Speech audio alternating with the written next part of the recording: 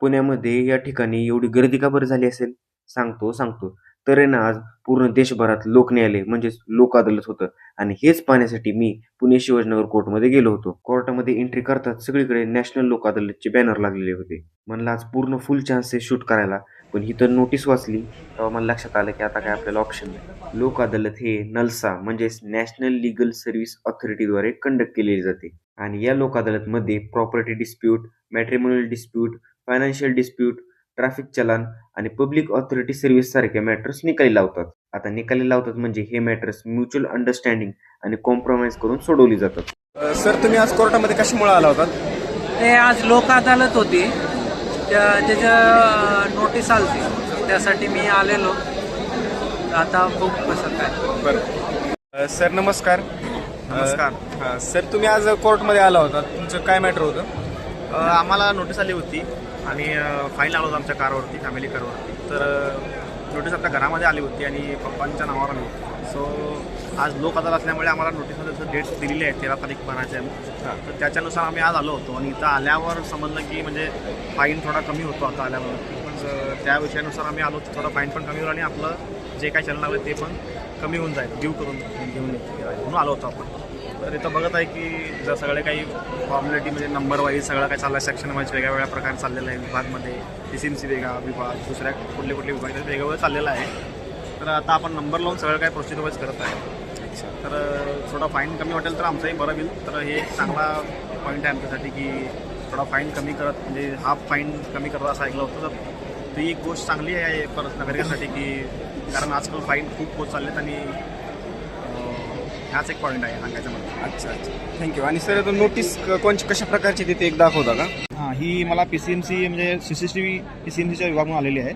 तर इथं सगळं काही दिलेलं आहे, म्हणजे नंबर, पप्पांचं नाव वगैरे, कुठला पत्ता आहे, काय आहे आणि माझं गाडी कुठल्या स्टेटची आहे, कुठल्या सिटीमधली आहे, ते सगळं काही दिलेलं आहे. इथं कलम पण नंबर दिलेला आहे आणि हे पण नोटीस मी जाऊन पोलीस स्टेशनमधून कलेक्ट करून आलेलो आहे. सबमिट तिथं साईन वगैरे करून मी आणलेले आहे. तर हे सगळं मी काल रात्री घेऊन जाऊन आज इथं येऊन भरण्यासाठी आलो आहे. तर थँक्यू. आपण आत्ताच एका पोलीस ट्रॅफिक मॅडमला विचारलं की तुम्ही इन्फॉर्मेशन द्या लोक अदालतबद्दल. तर मॅडम म्हणल्या त्यांना परमिशन नाही आहे बोलण्याची कॅमेरासमोर, त्यामुळे त्यांनी जी इन्फॉर्मेशन सांगितली ती मी तुम्हाला सांगतो.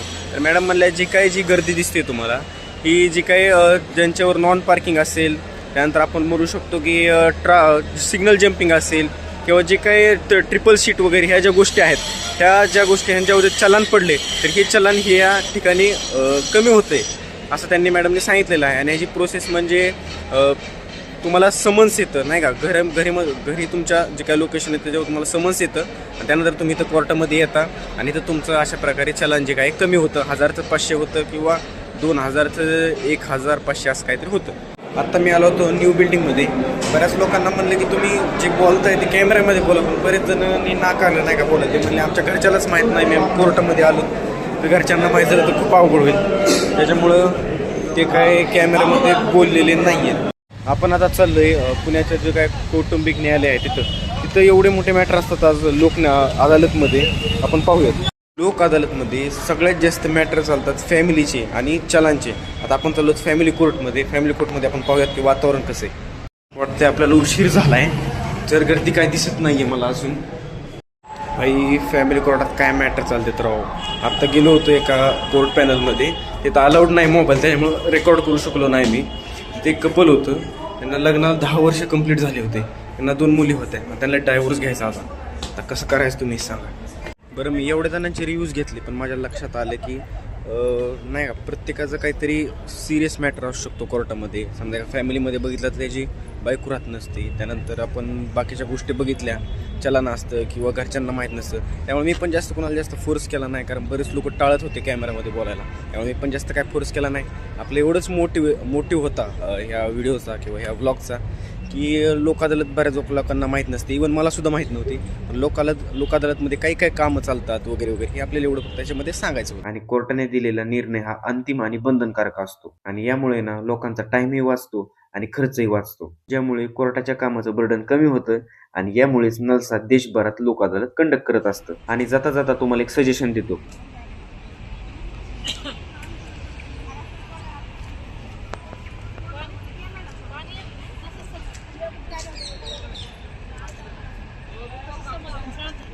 पुणे शिवाजीनगर कोर्टमध्ये जर तुम्ही बघू शकता की सगळे इथं वकीलच आहेत, त्यामुळे आणि क्लायंट कमी आहेत, त्यामुळे तुम्ही लक्षात ठेवा, जर तुम्हाला पुण्यामध्ये जर टिकायचं असेल वकिली क्षेत्रामध्ये तर तुम्हाला इतकं नॉलेज पाहिजे लिगलचं, सगळे तुमच्याकडेच आले पाहिजेत. त्यामुळे लक्षात ठेवा, पुण्यामध्ये जर कोर्ट वकिली करायची असेल तर तुम्हाला खूप ज्ञान पाहिजे आणि तुम्ही तिथे टिकला पाहिजे.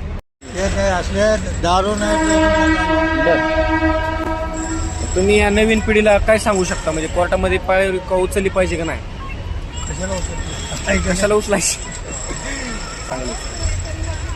अजून काय बोलू शकता? अशा प्रकारे आपण पूर्ण लोक अदालतची माहिती घेतलेली आहे, बऱ्यापैकी माहिती घेतलेली आहे.